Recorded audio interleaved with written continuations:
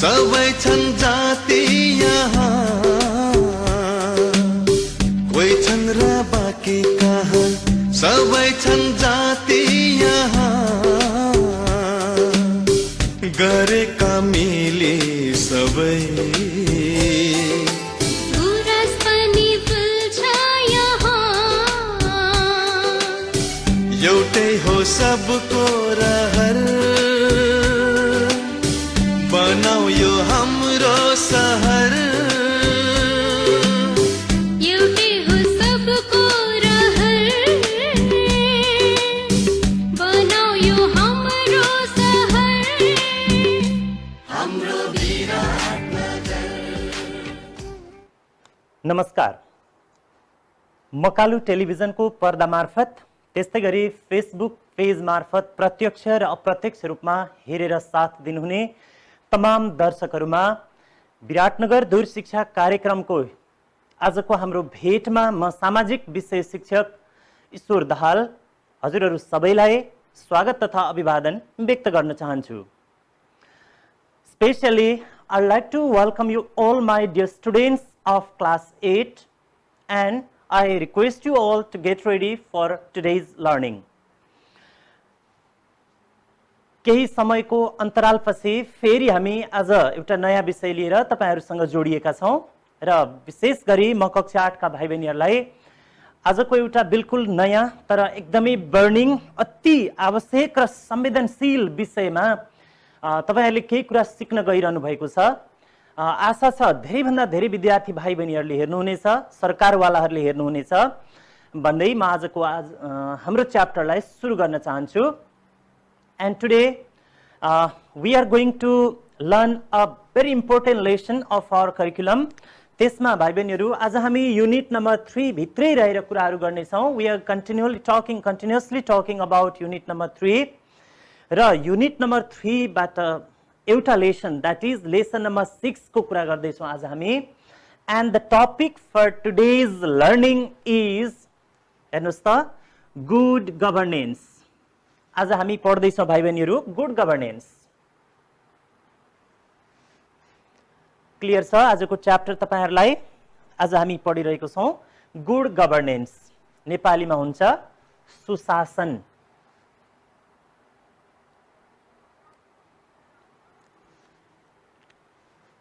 हेर्नुस् है, म एकछिन पज गरिरहेछु छु तपाईलाई सहज होस् भनेर।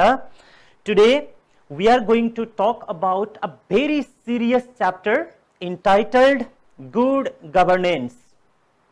नेपालीमा हुन्छ सुशासन अथवा यसलाई हामी असल शासन भनेर पनि सामान्य अर्थमा बुझ्न सक्छौं। Before getting into the core content of the chapter for today, I'd like to define the topic that what good governance is। हामी मुख्य विषय वस्तुमा प्रवेश गर्नुभन्दा अगाडि भाइ बहिनीहरु गुड गभर्नेन्स यानी कि सुशासन भनेको के हो भन्ने कुरा बुझाउन खोज्दैछु। ध्यान दिएर सुन्नुहोला। हेर्नुस् है, स्क्रिनमा हेर्न सक्नुहुन्छ, म के कुरा देखाउँछु। सबभन्दा पहिला गभर्नेन्स। हेर्नुस् है, गभर्नेन्स यानी कि शासन भन्नाले हामी के बुझ्दछौं त? सबभन्दा पहिला यहाँबाट हेरौं। What is governance? शासन भनेको चाहिँ के हो भन्दाखेरि it is the process of decision making and carrying them out। हेर्नुस् है स्क्रिनमा, गभर्नेन्स भाइ बहिनीहरु बिल्कुल नयाँ च्याप्टर छ। यो हामीले हाम्रो करिकुलममा फर्स्ट टाइम सुनेको च्याप्टर हो।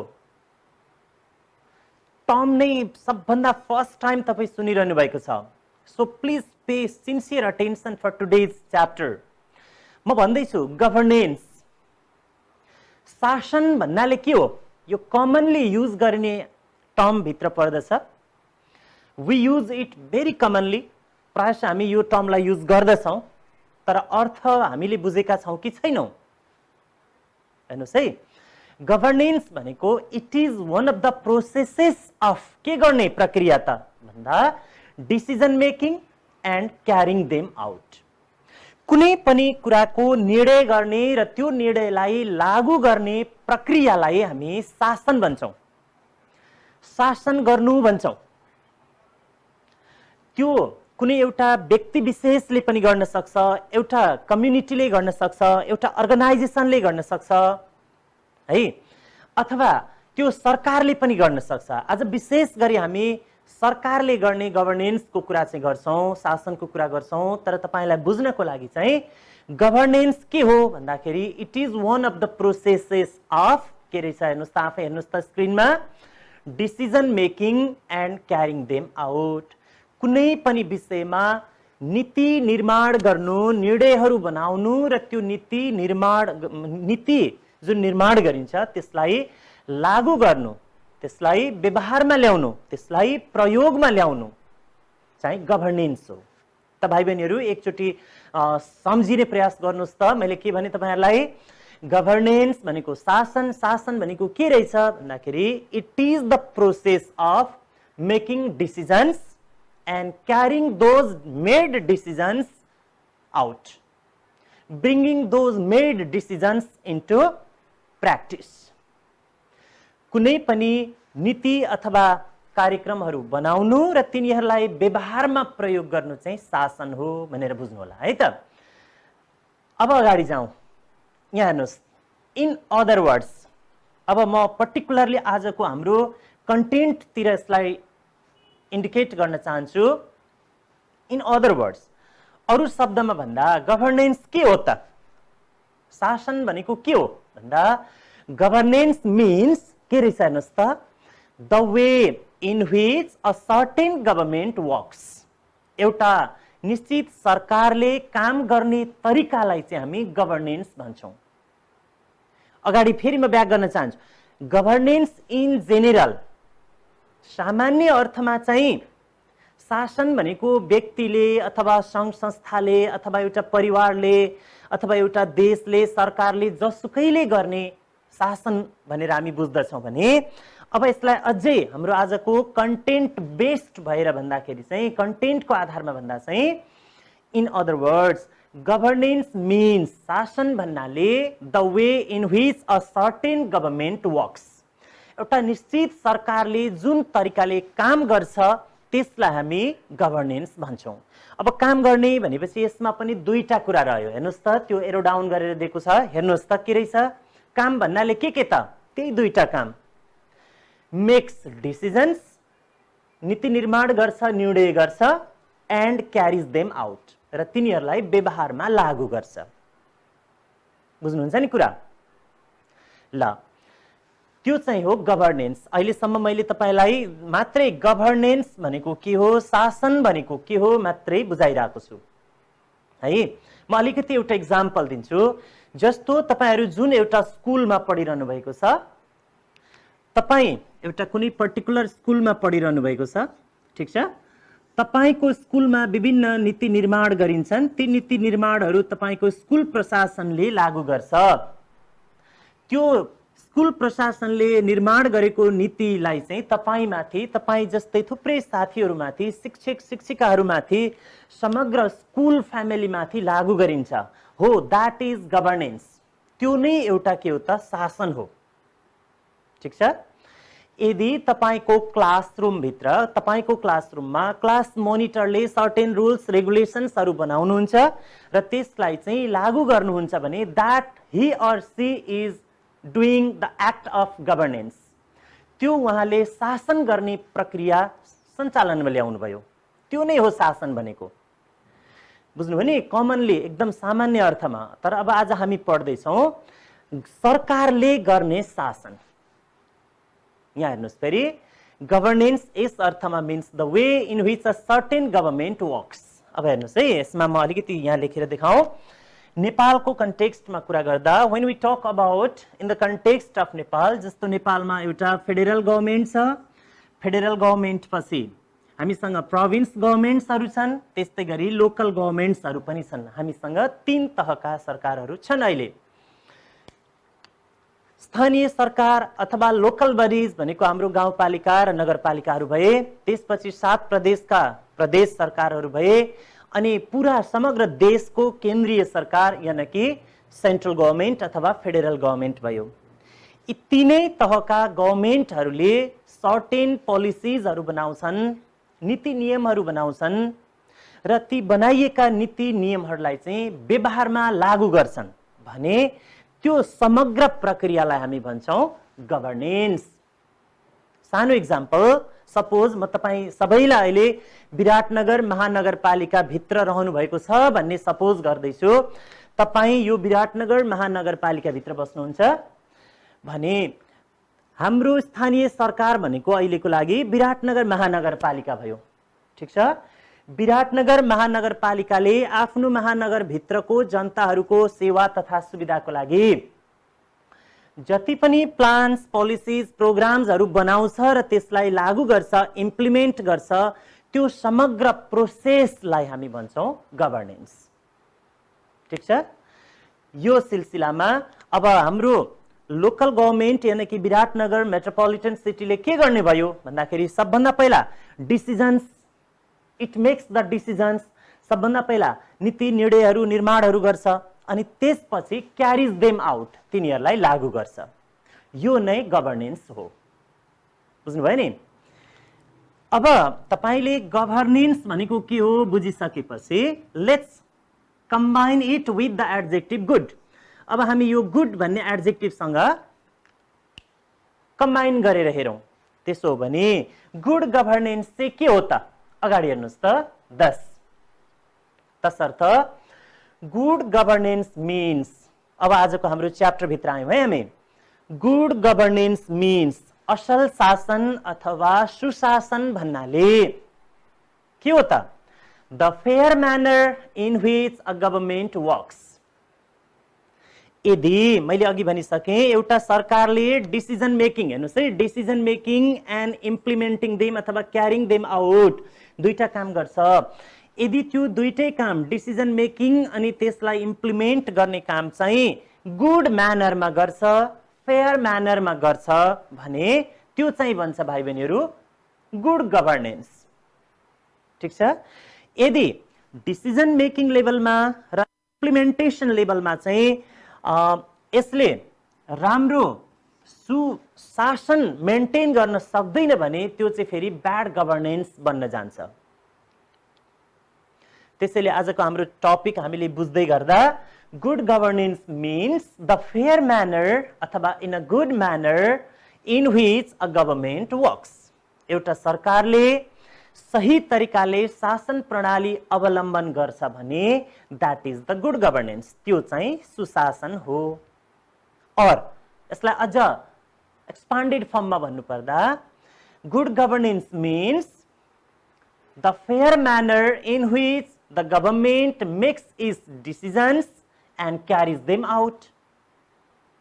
सरकारले सही तरिकाले आफ्ना नीति निर्णय निर्माण गर्छ र त्यसलाई लागू गर्छ भने द्याट इज गुड गभर्नेन्स, ठिक छ। और तपाईँ स्क्रिनमा हेर्नुहोस् त एकपटक, और अथवा अर्को भाषामा पनि तपाईले भन्न सक्नुहुन्छ यसलाई, जस्तो using the power of government in a fair manner in favour of concerned people is good governance भनेर पनि भन्न सकिन्छ। भनेको जस्तो हाम्रो केन्द्रीय सरकारको इक्जाम्पल लियौँ, हाम्रो नेपाल सरकारको इक्जाम्पल लियौँ। यदि हाम्रो केन्द्रीय सरकारले आफ्नो देशवासीको हितका लागि भनेर चाहिँ विभिन्न प्रोग्राम्स, प्लान्स, पोलिसिजहरू बनाउँछ र त्यसलाई लागू गर्छ, तिनीहरूलाई लागू गर्छ भने त्यो हुन्छ गुड गभर्नेन्स, ठिक छ। आफ्नो सम्बन्धित एरियाका जनताहरूको सुख सुविधा र सन्तुष्टिका लागि फ्री एन्ड फेयर म्यानरमा प्लान्सहरू बनाउने र तिनीहरूलाई लागू गर्ने प्रक्रिया चाहिँ गुड गभर्नेन्स हो। भाइ बहिनीहरू, फर्स्ट टाइम हामी सुनिरहेछौँ यो टर्मलाई। यो तपाईँ हाम्रो दैनिक जीवनमा बुझाइको लेभलमा, अन्डरस्ट्यान्डिङ लेभलमा एकदमै इम्पोर्टेन्ट टपिक भएको हुनाले म विशेष फोकस गर्दैछु तपाईँलाई कन्सेप्ट दिनको लागि। र फाइनल्ली म भन्दैछु गुड गभर्नेन्स के हो भनेर अझै म फाइनल्ली भन्दैछु, कुनै पनि सरकारले आफ्नो मातहतका, आफ्नो कन्सर्न्ड सिटिजन्सहरूको फ्यासिलिटिजको लागि, ह्याप्पिनेसको लागि, सेटिस्फ्याक्सनको लागि चित्त बुझ्दो तरिकाले फेयर म्यानरमा डिसिजन्सहरू गर्नु र ती गरेका डिसिजन्सहरूलाई चाहिँ लागू गर्नु चाहिँ गुड गभर्नेन्स हो। यस मानेमा जस्तो हामी विराटनगर महानगरपालिकाभित्र बस्छौँ, विराटनगर महानगरपालिकाले चाहिँ आफ्नो नगरवासीको हितका लागि, भलाइका लागि, सुखका लागि, सन्तुष्टिका लागि है निश्चित राम्रो डिसिजन्सहरू गर्छ, निर्णयहरू गर्छ, सही तरिकाले गर्छ, भ्रष्टाचार मुक्त तरिकाले गर्छ र ती प्लान्स पोलिसिजहरूलाई चाहिँ हाम्रो लेभलमा ल्याएर इम्प्लिमेन्ट गर्छ अनि हामीलाई ह्याप्पी, सेटिस्फाइड, सिक्योर्ड फिल गराउँछ भने that is the good governance. त्यो चाहिँ सुशासन हो। बुझ्नुभयो नि? अब यति बुझ्दै गर्दा तपाईले यसलाई अझै बुझ्नको लागि कन्ट्रास्ट लेभलमा गएर पनि बुझ्न सक्नुहुन्छ। मिन्स द्याट गुड गभर्नेन्स भनेको सुशासन हो भने यसलाई अपोजिट गरेर कन्ट्रास्ट लेभलमा पनि बुझ्न सकिन्छ। जस्तो ब्याड गभर्नेन्स चाहिँ के हो भन्दाखेरि कुनै एउटा पर्टिकुलर गभर्मेन्ट जसले चाहिँ आफ्नो जनताको हित भन्दा पनि आफ्नो व्यक्तिगत अथवा संस्थागत हितका लागि मात्रै पोलिसिजहरू बनाउँछ र इम्प्लिमेन्ट गर्छ अथवा बनाएका पोलिसिजहरूलाई इम्प्लिमेन्ट गर्दैन भने त्यो चाहिँ ब्याड गभर्नेन्स हो। त्यो चाहिँ कुशासन हो। हाम्रो कन्टेन्टमा यो कुरा पढ्नु पर्दैन, तर तपाईलाई कन्ट्रास्ट लेभलमा गएर बुझ्न सहज होस् भनेर त्यसलाई हामी कुशासन भन्छौँ। जहाँ नीति निर्माण गर्दा र लागू गर्दा जनताको हितलाई नेग्लेक्ट गरिन्छ, that is called bad governance. त्यसलाई हामी कुशासन भन्छौँ। That comes to be the opposite of good governance. With a very good hope that you understood the topic for today, I'd like to drive away from this topic into the core content. है त भाइ बहिनीहरू, अब म तपाईहरुलाई भित्री भागतिर लिएर जान चाहन्छु। तपाईले च्याप्टरको टपिक बुझ्नुभयो भन्ने आशा सहित फन्डामेन्टल एलिमेन्ट्स अफ इट भनेको छु मैले। हेर्नुस् त, fundamental elements of good governance. अब म बिस्तारै अगाडि जान्छु है त। कुनै पनि सरकारले गरेको शासन प्रक्रिया चाहिँ सही छ, फेयर छ, अनबायस्ड छ भन्ने कुरा केले आधार तय गर्छ अथवा केले डिटरमाइन गर्छ अथवा what are some of the elements that determine the good governance. सुशासनलाई निश्चित गर्ने आधारहरू के हुन् त? कस्तो अवस्था छ भने हामी यो चाहिँ गुड गभर्नेन्स हो भनेर हामी भन्न सक्छौं त? What are some of the fundamental elements of good governance? सुशासनका आधारभूत तत्त्वहरू के हुन् त? हेर्नुस् त on screen, there must be accountable government. अब टर्म एकदमै भेग छ, भाइ बहिनीहरूले बिस्तारै बुझ्दै जानुहुन्छ, सुरुमा हुनुहुन्छ। हेर्नुस् है, अकाउन्टेबल गभर्नमेन्ट भनेको जवाबदेही सरकार भन्छ। त्यो भनेको आफूले गरेको कामको जवाबदेहिता अवलम्बन गर्न सक्ने सरकार छ भने that is one of the fundamental elements of good governance. जस्तो कुनै सरकारले कुनै विषयमा निर्णय गर्छ, त्यो निर्णयबाट राम्रो र नराम्रो जे नतिजा आउँछ त्यो चाहिँ yes I did wrong अथवा yes I did good भन्न सक्ने, yes यो सरकारको काम हो, yes यो हामीले गर्नुपर्छ, यो टाइपको हामीलाई अकाउन्टेबिलिटी दिन सक्ने गभर्नमेन्ट हुनु भनेको चाहिँ fundamental element of good governance हो। जस्तो अहिले हामी कहाँ ठुलो एउटा प्रब्लम क्राइसिस छ। यो क्राइसिसले हाम्रो एकाडेमिक सेक्टरलाई सबभन्दा बढी हिट गरेको छ। त्यसैले अहिले हाम्रो स्थानीय सरकार भनेको विराटनगर महानगरपालिकाले कम्तीमा यो पीडित वर्गका लागि राहत स्वरूप टेलिभिजन रेडियोबाट पनि पढाउनु पर्छ भनेर जुन एउटा हेर्नुस् है प्याकेज ल्यायो, जस अन्तर्गत विराटनगर दूर शिक्षा कार्यक्रमको जन्म भयो। त्यसमा तपाई हामी मिलेर अगाडि बढ्दैछौँ नि हो। This is one of the instances of accountability of government. यो सरकारको एउटा जवाबदेहिताको नमुना हो। यस्तो सरकार चाहिन्छ गुड गभर्नेन्सको लागि। तर यति एउटा मात्रै एलिमेन्ट भएर पुग्दैन। There must be some other elements also. Moving on to the next, look at number 2। दोस्रो एलिमेन्ट के हो भन्दाखेरि ट्रान्सपारेन्ट डिसिजन मेकिङ। पारदर्शी हुनुपर्छ, सरकारका गतिविधिहरू पारदर्शी हुनुपर्छ। जस्तो म विराटनगर महानगरपालिकाको एउटा नागरिक हुँ। विराटनगर महानगरपालिकाले गर्ने विभिन्न नीति तथा कार्यक्रमहरूको विषयमा मैले बुझ्न पाउने अधिकार छ। सरकारले गर्ने हरेक क्रियाकलापहरू, आम्दानी खर्चदेखि गर्ने नीति निर्माणहरू ट्रान्सपारेन्ट हुनुपर्छ, सबैको जानकारीमा आउनुपर्छ। राम्रोलाई राम्रो र नराम्रोलाई नराम्रो भनेर हामीले आलोचना आत्मलोचना गर्न सक्ने अवस्था हुनुपर्छ। यदि government makes the decisions of it transparently like that, that is another fundamental element of good governance. सुशासनको दोस्रो फन्डामेन्टल एलिमेन्ट भनेको transparent decision making.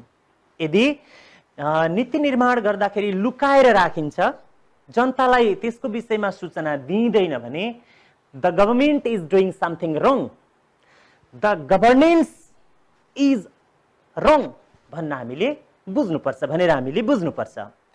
Moving on to the next भाइ बहिनीहरू, नम्बर 3 मा करप्सन फ्री सोसाइटी, समाज पनि भ्रष्टाचार मुक्त हुनुपर्छ अनि मात्रै गुड गभर्नेन्स इज पोसिबल।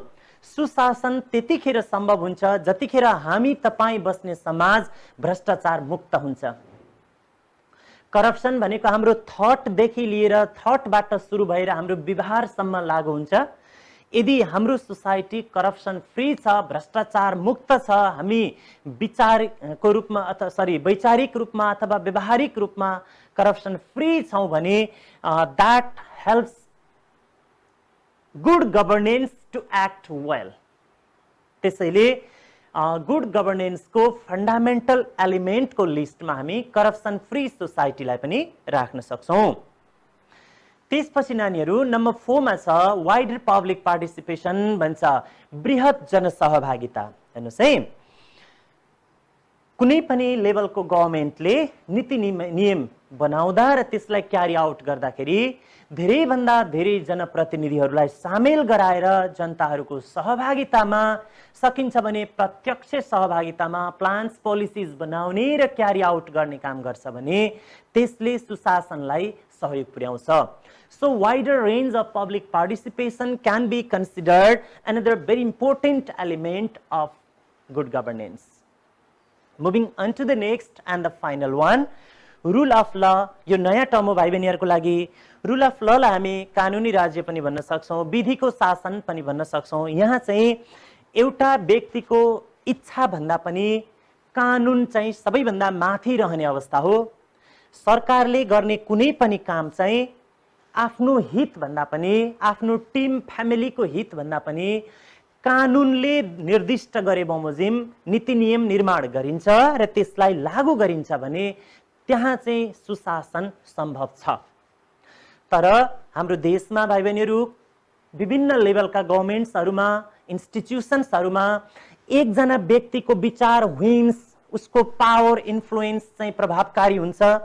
उसले जो चाह्यो उस्तै खालका नीति नियमहरु बन्ने र बनेका नीति नियमहरु पनि खराब हुने या त लागू नहुने, लागू भए पनि आदिमै रोकिने, इन्कम्प्लिट हुने, इनइफेक्टिभ हुने सम्भावना धेरै छ हाम्रो समाजमा।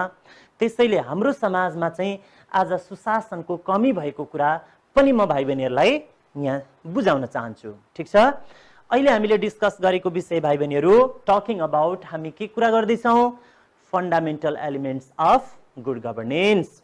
के रहेछ हेर्नुस् त स्क्रिनमा। फाइनल्ली पहिलो छ अकाउन्टेबल गभर्नमेन्ट, जवाबदेही सरकार। सेकेन्ड छ ट्रान्सपारेन्ट डिसिजन मेकिङ, पारदर्शी नीति निर्माण गर्ने काम। Corruption free society is another element. Wider public participation is the next one and rule of law is the final one. ठीक छ, अनि भाइ बहिनीहरुले अर्को कुरा यहाँ बुझ्नुपर्छ, these are the features of good governance too. यिनै एलिमेन्ट्सहरुलाई चाहिँ हामी सुशासनका विशेषता भनेर पनि बुझ्दा हुन्छ। These are the features too, यिनीहरुलाई हामी सुशासनका विशेषता अथवा एलिमेन्ट्स अफ गुड गभर्नेन्स दुईटै कुरा भनेर बुझ्न सक्छौं। Thank you. Let's go ahead. Advantages हेर्नुस् है, कुनै पनि सङ्घ संस्थामा अथवा कुनै पनि लेभलको सरकारमा चाहिँ सुशासन मेन्टेन्ड छ भने के फाइदा हुन्छन् त? What are some of the advantages of good governance? सुशासनका फाइदाहरू के हुन् त? Number 1, control of corruption. सबभन्दा पहिलो भनेको भ्रष्टाचारलाई हामी कन्ट्रोल गर्न सक्छौं। Number 2, maintenance of peace and stability. आफ्नो निश्चित एरियामा शान्ति तथा सुव्यवस्था हामी कायम गर्न सक्छौं। Proper delivery of services. जहाँ जुन ठाउँमा सुशासन अवलम्बन गरिएको छ त्यहाँ चाहिँ हामीले पाउने सेवा सुविधाहरू चाहिँ सही तरिकाले प्रवाह भएका हुन्छन्, प्रवाह गर्न सकिन्छ। त्यस्तै harmony between rulers and the ruled भन्छ। जहाँ सुशासन मेन्टेन्ड हुन्छ भाइ बहिनीहरू, त्यहाँ चाहिँ शासन गर्ने शासकहरू र शासित हुने हामी जस्ता जनताहरू बीचमा हार्मोनियस रिलेसनशिप हुन्छ। जनताले नेताहरूका विरुद्ध मुर्दाबादको नारा लाउनु पर्ने अवस्था नआउन सक्छ। There is a good harmony between the rulers and the ruled. शासक र शासित बीचमा एउटा समन्वयको वातावरण हुन्छ। त्यस्तै अभाइलेबिलिटी अफ सोशल जस्टिस। सामाजिक न्याय प्राप्त हुन्छ।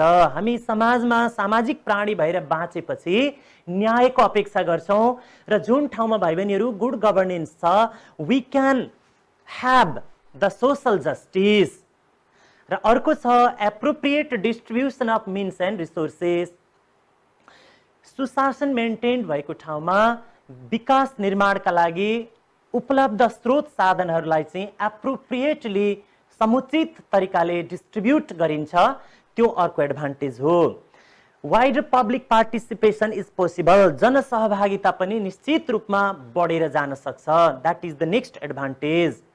र लास्टमा छ ग्रेटर सक्सेस अफ डेमोक्रेसी। म यहाँ भन्न चाहन्छु good governance is the foundation of democracy. सुशासन भनेको चाहिँ प्रजातन्त्रको आधार हो। त्यसैले जहाँ चाहिँ सुशासन छ त्यहाँनिर चाहिँ प्रजातन्त्र पनि फस्टाएर जान सक्छ। त भाइ बहिनीहरू, हामी क्लासको लास्टमा आइपुगिसक्यौं। अब हामी कुरा गर्दैछौँ गुड गभर्नेन्सको। मैले डेफिनेसन दिएँ, तपाईहरुले यसलाई कन्सेप्टको रूपमा लिनुभयो। त्यसपछि हामीले फन्डामेन्टल एलिमेन्ट्स अफ गुड गभर्नेन्सको कुरा गर्यौं। त्यसपछि हामीले एडभान्टेजेसको कुरा गर्यौं। अब अर्को हेडिङ छ मेथड्स अफ मेन्टेनिङ इट। यसलाई कसरी मेन्टेन गर्ने भन्ने कुरा छ अन स्क्रिन। यो सामान्य कुरा छ, भाइ बहिनीहरूले पनि हेर्न सक्नुहुन्छ, यसलाई क्याप्चर पनि गर्न सक्नुहुन्छ भन्दै अब हामी अर्को क्लासमा फेरि भेट हुन्छौं। त्यतिन्जेलसम्मको लागि भाइ बहिनीहरू आफ्नो कर्मलाई कन्टिन्यू गर्नुहोला, पढ्नुहोला, केही कुरा नयाँ सिक्नुहोला, जिन्दगीमा इन्टेलिजेन्ट बन्ने प्रयास गर्नुहोला भन्दै thank you very much all of you my dear viewers. Have a good time.